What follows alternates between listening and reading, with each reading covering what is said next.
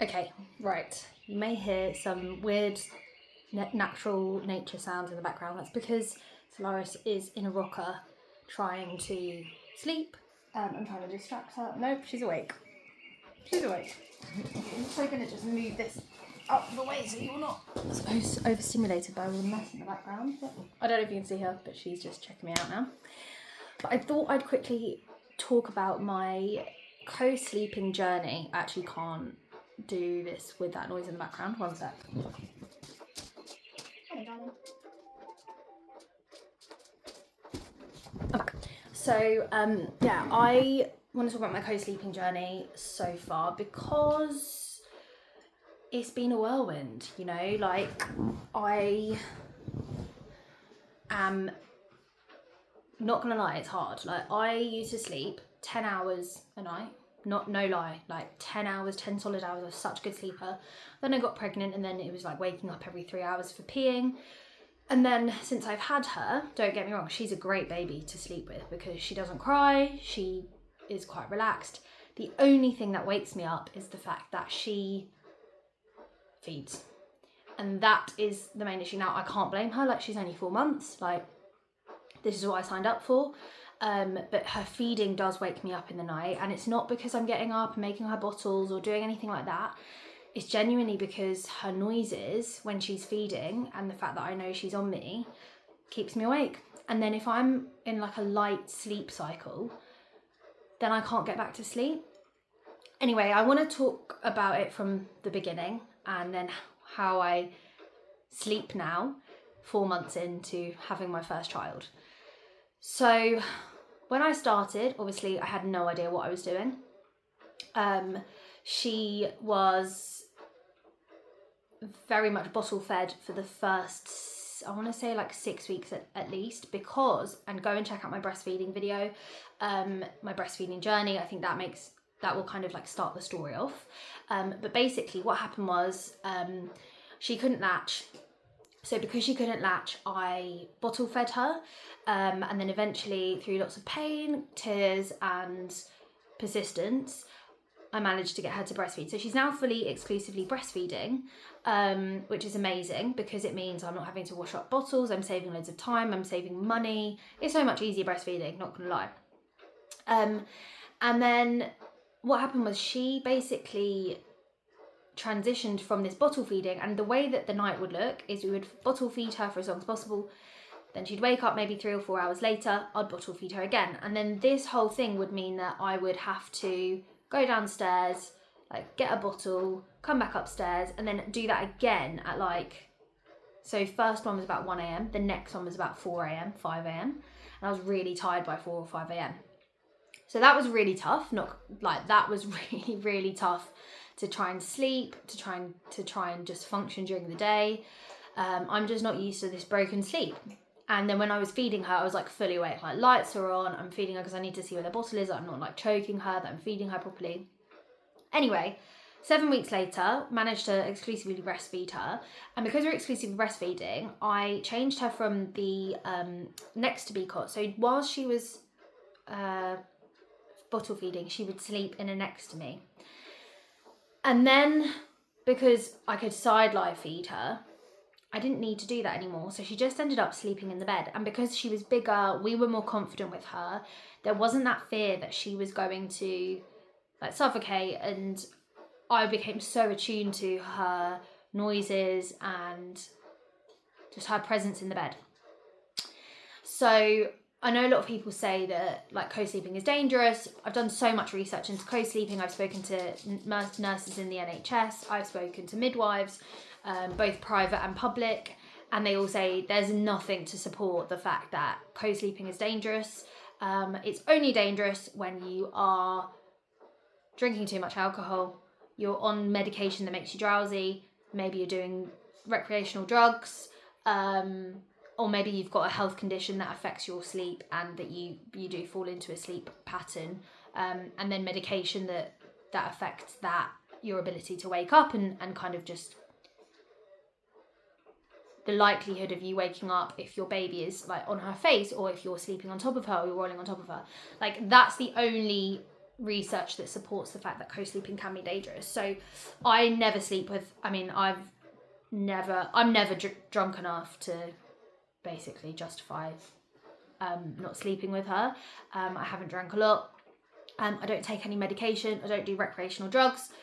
So I know that if I did feel unsafe to sleep with her, I would probably try and put her in a cot, or Sam's with me. He's very attuned to her as well. And I think that that's also something to talk about, is your husband in the relationship. I know a lot of mums who are really scared of co-sleeping, not because of themselves, but because of their husbands, and just because of how asleep they are. Now, I don't have any advice on this. I am just lucky that Sam is a good sleeper. He can sleep with her in the bed. He was so terrified to do it at the beginning, but we did learn, like, it's been a process. It's not just like, oh, it'll be fine. Like, it's broken nights for a while until you get used to her being in the bed. And then it's also the following, like when you do get used to it, oh, you can hear her, you feel her movements and stuff like that. So it's definitely a conversation you need to have with your husband or your wife or whoever is sleeping with you in the bed, because I think that is a big off-putter when it comes to co-sleeping. She now sleeps very well. Like, we don't ever have to wake up. We don't have to stand up. She never cries. I mean, touch wood, she's 4 months. This could all change. A 4-month sleep regression could happen. But this is what it looks like at 4 months, and it's very consistent. We've never had a bad night with her. So what I would say that, like, currently the night looks like, we go to bed, like, we don't have any routine yet. She kind of falls asleep on us downstairs. And then when we all go to bed, we all go to bed. She'll feed when she gets in bed. She has a really big feed, and I think that's a new thing that started just so that she can sleep for longer. So we feed in the bed, side lying. All this feeding that's happening in bed is side lying. Now I'm so aware that if you can't side lie feed and you have to sit upright, that is going to change things, but it's going to be a lot easier than getting out of bed, having to go downstairs and make bottles and all of that. I'm conscious that this conversation is very much about feeding, but I think that's the biggest influence when it comes to co-sleeping, is how you feed your baby. So they do really play into each other. Then we'll sleep, and now she's pretty much waking up 2 to 3 times a night to feed. She's not really awake. She's kind of like searching for the nipple. I feel her movements, and then that's what wakes me up to then be like, oh, I need to feed her. So I would say that we're in bed for a long time, because we go to bed and I don't really get out of bed till 8 or 9, and that is because there are chunks of my night where I am awake, and that's affecting my tiredness and my sleep. So that's something else to consider if you are kind of co-sleeping. I think if you have a child under even 6 months, like, you're still going to be having this issue of, like, broken sleep. But I am trying to minimize the amount of interrupted sleep that I have, optimize my sleep with a 4-month-old, and the best way that I can see that I can do that is by co-sleeping, and by the way that I'm doing it. Now, I totally realise that my baby's an easy baby, and I'm really happy about that.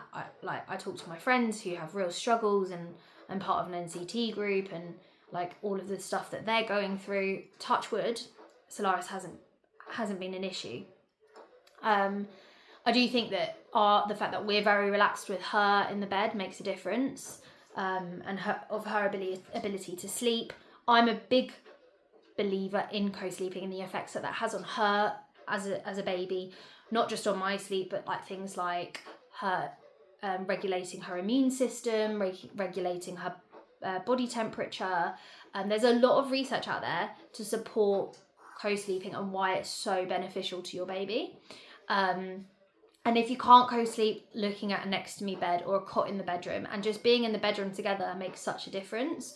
So that's kind of one of the reasons why we do co-sleep, is because of the health implications on the baby, and also just, like, security and trust. Like, if you look at this poor little innocent, vulnerable baby, they've been inside of you for 9 months, right? All they know for at least 6 months, I'd say, is your sounds, your smell, your pheromones, all of that. And if you're kind of distancing yourself from them for big chunks of time, like let's say 7 hours at night, I think they just haven't adapted to that, and it takes time to adapt. Like, don't get me wrong, I don't want her to sleep in my bed for the rest of time.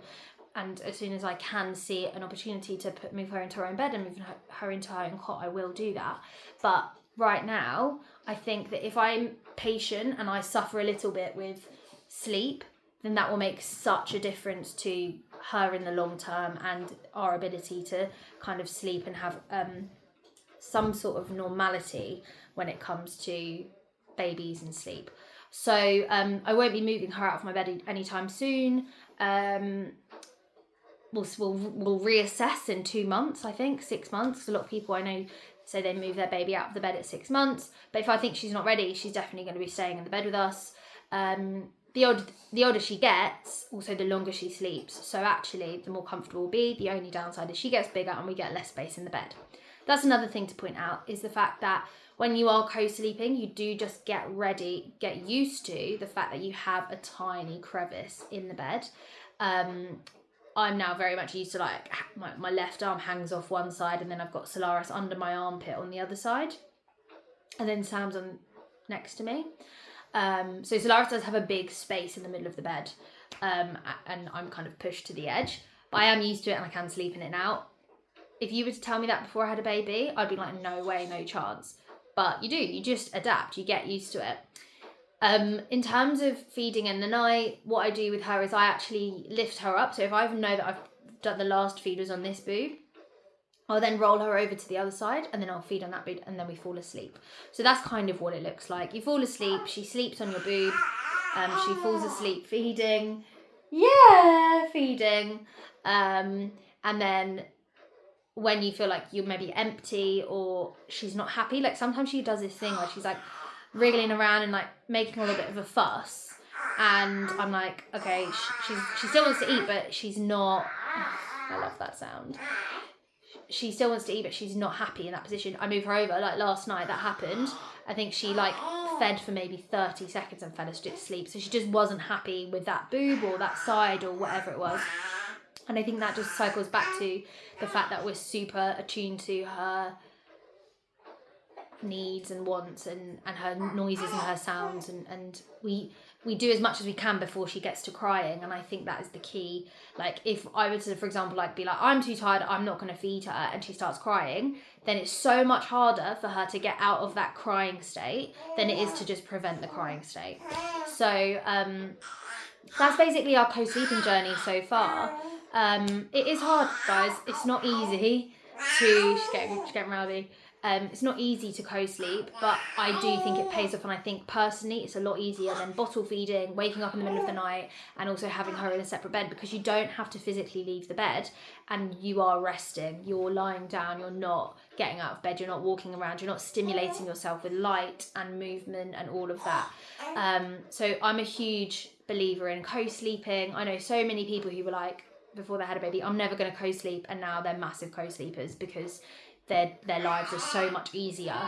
So if it's something that you are considering, maybe you haven't had a baby yet. Now, I spoke to so many people about co-sleeping, and I had such mixed conversations about, like, people just weren't willing to try it, and then people who have tried it just are such big believers in it. I'd say if you feel confident and comfortable enough to try it, maybe set yourself an alarm every kind of 2 hours when you start off to wake up and just check the baby, and you just see that she's okay or he's okay. You will get more confident, and it does take time. Like I'd say it took us maybe 3 weeks for us to get used to her being in the bed, and then you kind of just fall into a routine. It's like anything, you're learning a new skill, and I do think co-sleeping is a skill that you learn to do, and you're learning to do that with a brand new baby, with learning how to feed them, and it is a lot, but in the long run, touch wood, it has paid off. And she's a very happy baby. She, as I said, like for me, crying is the biggest trigger, and I've got ADHD, so it gets really overstimulating if she's crying, and then I just feel like I can't cope. So I'm doing as much as possible to make her life as easy and happy as possible.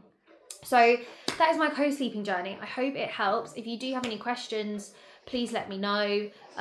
She's only 4 months old, and we've been co-sleeping since she's about, I want to say, 5 5 weeks, she's just done a massive poo. Don't know if you can hear that.